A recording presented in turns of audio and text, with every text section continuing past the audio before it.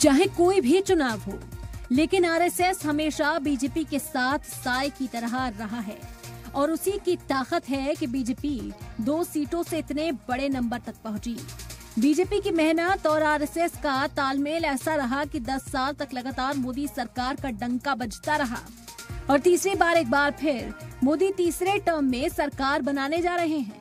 लेकिन मजबूरी है इत्तेहाद। बीजेपी का नारा था 400 पार, लेकिन हकीकत की जमीन पर मिले जनादेश ने मोदी के नाम पर बीजेपी को सिर्फ 240 सीटों से नवाजा, जो कि वाज़ेह अक्सरियत से 32 नंबर पीछे रह गया। सवाल ये है कि आखिर ऐसा क्यों हुआ? क्या आरएसएस से दूरी बनी इत्तेहाद की मजबूरी? क्या चुनाव के वक्त जमीन पर आरएसएस एक्टिव नहीं रही? आरएसएस को बीजेपी की बैकबोन माना जाता है। संघ के कारकुनान हर चुनाव में जी जान से जुटते हैं, लेकिन जराये के मुताबिक इस बार चुनाव में बीजेपी की बैकबोन उसके पीछे खड़ी नहीं रही।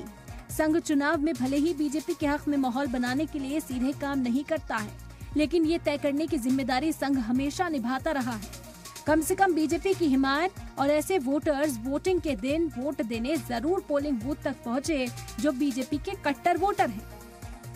लेकिन इस बार ऐसा न हो सका। गर्मी की वजह से वोटिंग फीसद कम होता गया, लेकिन ऐसा माना जा रहा है कि संघ के स्वयंसेवक हमेशा की तरह एक्टिव नहीं दिखे।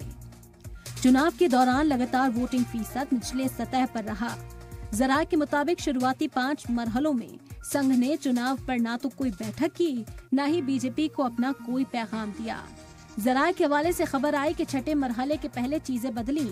आरएसएस की एक बैठक हुई, आगे काम करने के लिए बातचीत भी हुई, लेकिन छठे दौर की वोटिंग से पहले ही बीजेपी के कौमी सदर जेपी नड्डा का एक बयान आया। पार्टी को उस वक्त से तरक्की मिली है जब उसे आरएसएस की जरूरत थी और अब वो अहल है और अपना काम खुद चलाती है। आरएसएस एक आइडियोलॉजिकल फ्रंट है और अपना काम करता है। माना यही जा रहा है कि चुनावों के बीच जेपी नड्डा का आरएसएस को लेकर दिया गया ये बयान स्वयं सेवकों को रास नहीं आया। जराये की माने तो ये बयान संघ के अंदर चर्चा में रहा और इसका असर ये हुआ कि संघ के स्वयं सेवक फिर एक्टिव नहीं हुए, जबकि बाहरी लीडरान की फौज को बीजेपी में लाने से संघ पहले ही नाराज था।